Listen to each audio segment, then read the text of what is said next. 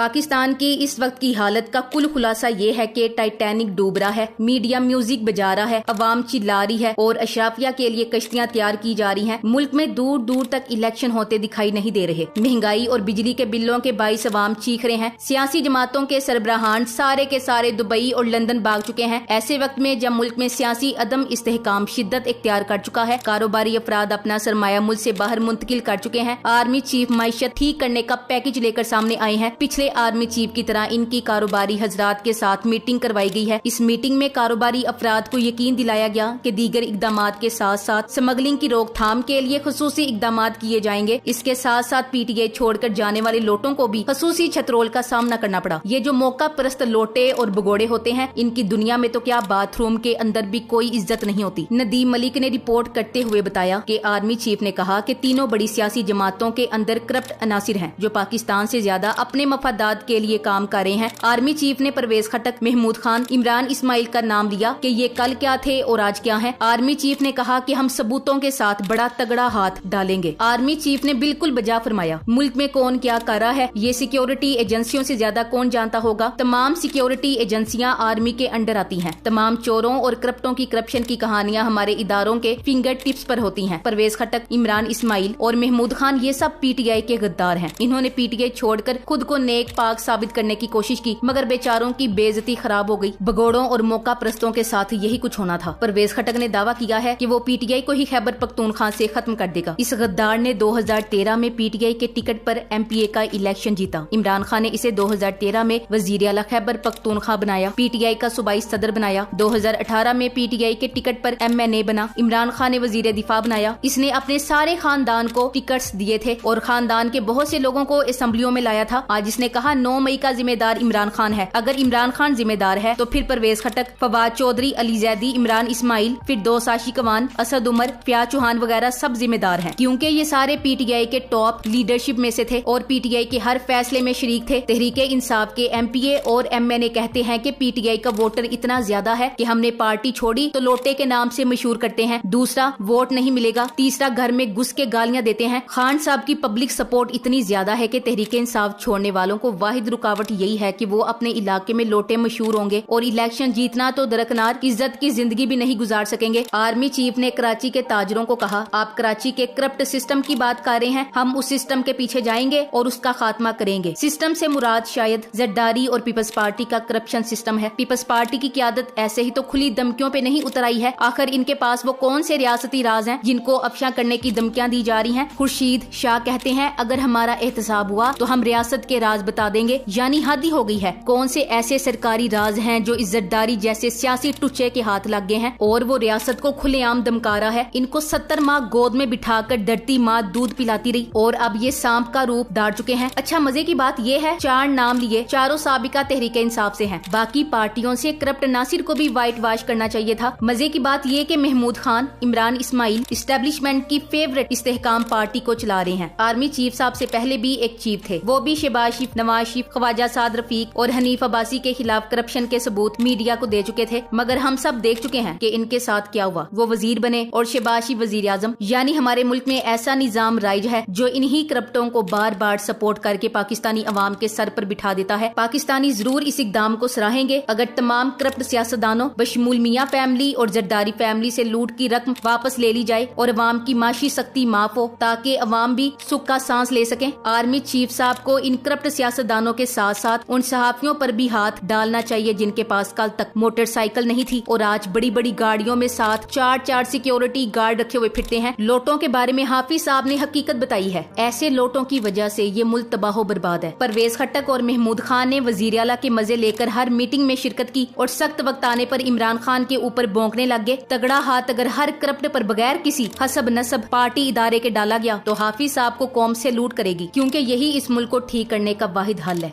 Corrupt अनासिर चाहे सियासतदान है या जजिस या कोई भी अपना पराया हो, सब पर तगड़ा हाथ डालकर इन सब को कटहरे में लाना चाहिए। करप्ट अनासिर चाहे वो किसी भी इदारे में हो, इनको हरगिज बर्दाश्त नहीं किया जाना चाहिए। जराये के मुताबिक फैसला किया गया है कि डॉलर की बढ़ती कीमत को अरब दोस्त मुमालिक से आने वाली भारी इन्वेस्टमेंट के जरिए कंट्रोल किया जाएगा और डॉलर जमा करने और स्मगल करने वालों के खिलाफ शदीद क्रैकडाउन किया जाएगा। नॉन फाइलर माशियत का खात्मा किया जाएगा। सबसे बराबरी की सतह पर टैक्स लिया जाएगा और हर वो इदारा जो माशी नुकसान का बाइस बन रहा हो उसे प्राइवेटाइज किया जाएगा। खसारा देने वाले कौमी इदारों में सियासी भर्तियों की रोकथाम को यकीनी बनाया जाएगा। अगले 1 साल में $70 अरब की इन्वेस्टमेंट पाकिस्तान लाने का मुकम्मल प्लान तैयार किया जा चुका है और इस सब के लिए सबसे अहम इकदाम मुल्क में सियासी इस्तेहकाम है। सियासी अदम इस्तेहकाम पैदा करके मुल्क को नुकसान देने वाले अनासिर का खात्मा किया जाएगा और दहशतगर्दों से अहनी हाथों से निपटा जाएगा। मुल्की इस्तेहकाम और अमन का ताल्लुक बराह रास्त माशी इस्तेहकाम से है। सिपा सालार का अज़्म मसाइल की निशानदही करना ही नहीं, इनका मुकम्मल हल निकालना है और कौम के ताउन से सिपा सालार अपने इस मकसद में जरूर कामयाब होंगे। इससे पहले बड़े सहाफी गवाह है कि इन्हें पहले वाले ने ठोस सबूतों के साथ शरीफ फैमिली की करप्शन बताई थी, लेकिन हुआ क्या, पूरा मुल्क कठपुतली बनकर नवाज शरीफ और इसकी बेटी की उंगलियों पर नाचता रहा। आर्मी चीफ ने जिन सियासतदानों के नाम लेते हुए कहा कि वो क्या से क्या हो गए हैं, इनमें चाचा खट्टक का नाम नुमाया है। चाचा खट्टक अगले रोज फरमा रहे थे वो केपी से पीटीआई का खात्मा फरमाकर ही दम लेंगे। आर्मी चीफ के मुताबिक तो चाचा खुद ही कड़िक्की में आने वाले हैं। अब चाचा का दम और दुम खुद खतरे में आ चुके हैं। देखते हैं अब वो किसी का दम निकालते या कड़िक्की से अपनी दुम। अब चचा कड़िक्की में और कड़िक्की चचा में फंसेगी। करप्ट अनासिर में इसहाक डार का हवाला ना देना ज्यादती होगी। इसका वालिद भी साइकिल की दुकान पर पंचर लगाता था। अब यही शख्स खरबों डॉलरों का मालिक है। सब चोरों का गंद सामने आ रहा है। जब इमरान खान बार बार कहता था कि इनको मौका ना देना, ये मुल्क की माइशत तबाह कर देंगे, तब बकाओ मीडिया इनका दिफा करते नहीं थकते थे। अल्लाह की करनी है कि ये खुद अब एक दूसरे की लूट मार मंजरेआम पर ला रहे हैं। पीपल्स पार्टी के सेनेटर ताज हैदर का कहना है कि नवीद कमर ने 2.5 लाख टन चीनी बरामद करने की इजाजत इसलिए दी क्योंकि इसहाक डार को डॉलर चाहिए थे, जबकि पता चला है कि राना सनाउल्लाह ने 14 लाख टन चीनी स्मगल करने की इजाजत दी। यानी ये वक्त एक दूसरे का कच्चा चिट्ठा खोलने का है। क्या वक्त आ गया है जब पीपल्स पार्टी और नून लीग एक दूसरे के राज खोल रहे हैं। इस वक्त मुल्क में महंगाई का मसला ज्यादा गंभीर है, इसको भी तवज्जो दिलाओ। नोटिस चाहिए, अवाम को रिलीफ की बात करनी चाहिए। अगर मुल्क की अवाम ही सुख का सांस नहीं लेगी तो मुल्क का बाकी सिस्टम कैसे चलेगा। पीडीएम वाले अवाम का नाम लेकर झूठ बोलकर इक्तिदार में आए और फिर अवाम को कोई रिलीफ देने की बजाय अपने केस माफ करवाए। जब तक पूरी कौम इस निजाम के खिलाफ मुत्तफिक नहीं होगी, इनकलाब नहीं आएगा और ये सारे चोर मिलकर हमें ऐसे ही बेवकूफ बनाते रहेंगे। अब वक्त है कि कौम अपनी जिम्मेदारी को समझे। जिसको गरीब के दर्द का एहसास था उसे आज कैद कर दिया गया है। दुनिया में कहीं ऐसी लाकानूनियत की कोई मिसाल नहीं मिलती। आज पाकिस्तान के हालात से ये बात वाज़ेह है कि इमरान खान ही सिर्फ इनकी राह की रुकावट है, जो इन्हें मुल्क को लूटने से रोकने की कोशिश कर रहा था। ये सिर्फ इमरान खान की नहीं बल्कि पूरी कौम की जिम्मेदारी है। अफराद के हाथों में है मिल्लत के मुकद्दर का सितारा। कायदे आजम के बाद पाकिस्तानी कौम को इमरान खान की शक्ल में एक ऐसा लीडर मिला है जो ईमानदार है, काबिल भरोसा है, दलेर है। इसलिए सारे करप्ट अनासिर इसके खिलाफ यकजा हो गए हैं। ये इतलात भी हैं कि पीपल्स पार्टी के गिर्द घेरा तंग हो रहा है। अंदर खाने करप्शन पे बड़ी बड़ी इंक्वायरियां हो रही हैं और जल्द बड़ी बड़ी गिरफ्तारियां होंगी। अगर ये बातें सच हैं और करप्ट अनासिर के खिलाफ कार्रवाई होती है और कौम का पैसा लूटने वालों से रिकवरियां करने के बाद इन्हें जेलों में डालते हैं तो आसिम मुनीर साहब, ये कौम आपको कभी नहीं भूलेगी। यहाँ जब भी एहतसाब हुआ सियासी बुनियादों पे और सिलेक्टेड हुआ, मर्जी के बंदे पकड़े गए जो जल्द बाहर आ गए। अब अगर एहतसाब करना है तो अक्रॉस दी पार्टी होना चाहिए। सुनने में यही आ रहा है कि करप्ट नासिर के खिलाफ एक बड़ा ऑपरेशन होने जा रहा है जिसकी लपेट में बड़े बड़े मगरमच्छ भी आने वाले हैं। अल्लाह करे कुछ तो अच्छा हो। पाकिस्तान में 16 माह से सियासत के हवाले से कोई खुशी की खबर नहीं सुनी। पाकिस्तान में हर दूसरे बंदे को पता है कि सबसे बड़ी मुल्क में खराबी, तबाही और करप्शन की जड़ कौन है। इमरान खान साहब चट्टान की तरह डटे हुए हैं। तमाम केसेस झूठे हैं। जज साहब का 1 हफ्ते की छुट्टी पर जाना और उस अदालत के ड्यूटी जज का नोटिफिकेशन ना होना, दीगर दरखास्तों की वजह से जमानत ना सुनना, बगैर मुल्जिम की अदालत हाजिरी के जुडिशियल कर देना, मुल्क में निजाम इंसाफ के ऊपर हजारों सवाल छोड़े हैं। इन पर भी गौर करने की जरूरत है। कम अज कम खान इन सब की तरह करप्ट नहीं है। Thanks for watching. Allah Hafiz.